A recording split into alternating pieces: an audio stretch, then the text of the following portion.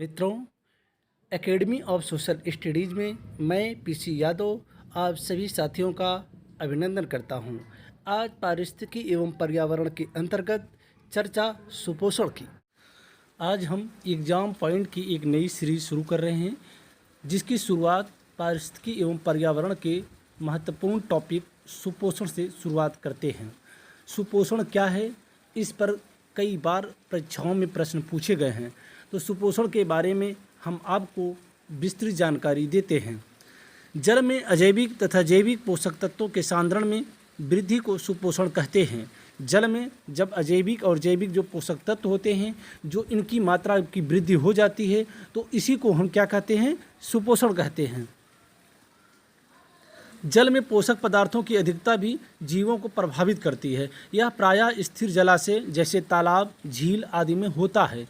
कागज़ की फैक्ट्रियों के अपशिष्ट पदार्थ, कसाई खाने का अपशिष्ट पदार्थ, वाहित मल, मूत्र आदि में कार्बनिक पदार्थ अधिक होते हैं। जैसे कोई स्थिर जलाशय है, वहाँ पर जो कागज़ की फैक्ट्रियाँ होती हैं, जो कसाई खाने के अपशिष्ट पदार्थ होते हैं, इनमें कार्बनिक पदार्थों की अधिक मात्रा होती है। जब ये मात्रा उस जलाशय में जाती है, तो वहाँ पोषक पदार्थों की अधिकता हो जाती है और वो जीवों को प्रभावित करती है, जो जल में पहुंचकर जल की उत्पादकता को बढ़ा देते हैं। जब वो कार्बनिक पदार्थ जल में जाते हैं, तो जल की उत्पादकता बढ़ जाती है। इससे जलीय पौधे, शैवाल आदि अधिक वृद्धि करते हैं, क्योंकि शैवाल को उन जल में पोषक पदार्थों की प्राप्ति होने लगती है और जल की सतह को ढक लेते हैं। शैवाल की एक खासियत होती है, जब वो वृद्धि करते हैं तो जल की ऊपरी सतह को घेर लेते हैं। शैवाल आदि जलीय पौधे श्वसन क्रिया के लिए जल के अधिकांश ऑक्सीजन को अपने उपयोग में ले लेते हैं।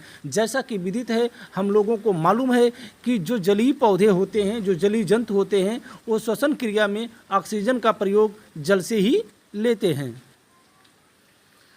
जलाशय में जलीय जंतुओं जैसे मछली आदि के लिए ऑक्सीजन की कमी हो जाती है। परिणाम स्वरूप जलीय जंतु ऑक्सीजन के अभाव में मरने लगते हैं।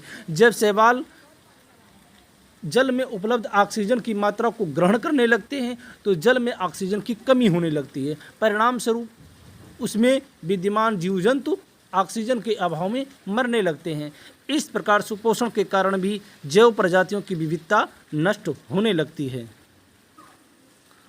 सुपोषण की चर्चा यहीं तक। अगली बार एक नए टॉपिक के साथ फिर उपस्थित होऊंगा। जय हिंद।